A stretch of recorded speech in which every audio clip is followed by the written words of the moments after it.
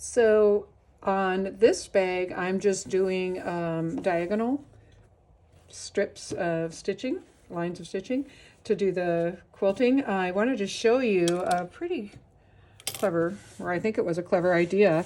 I've got my last row stitching right here. I'm lining it up on the 5/8 inch. Pick any landmark you want on your machine. Now I'm going to start sewing. I'm going to kind of plant my finger so I know where that is.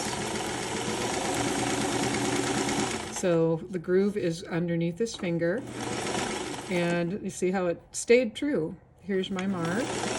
Now when you get to the end, if you will just stop like that, take your piece, spin. And the benefit of doing it this way, first of all, you don't have a lot of loose strings at the end, but also the feed dogs kind of move your fabric. So each time we flip and turn, we're moving the fabric the other way so that we don't have a general push all the way one direction. So now I do the same thing, plant my finger, the groove sort of travels right underneath my finger. At the end, I'm sewing off, spin my project, line that groove back up again, put this finger where I want that groove to travel.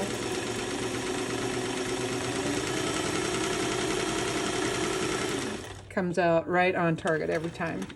So this will make this kind of channel stitching, I believe it would be called, much easier. You don't have to have an implement or a tool accessory to help you do it, because you got your accessory right there on your finger. Now you can see a little bit, there's just this bit of a tuck.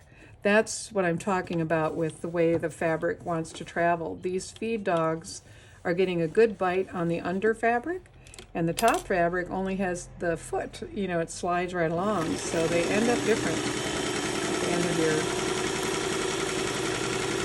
at the end of your seam. Now I want to show you, before I end this video, one thing.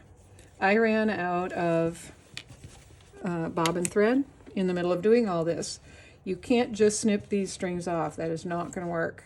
All right, so when you have these tails, what you're going to do is take a large eye needle and you're going to poke it in right near where those tails are. And you're going to put those tails through the eye of the needle and run them in.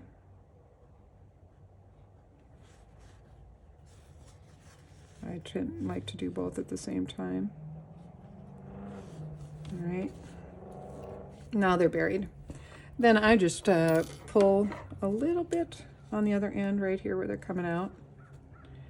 And when you snip, the tail will hide inside. So there's a nice long tail. It's this long, but it's underneath. It's never going to come out.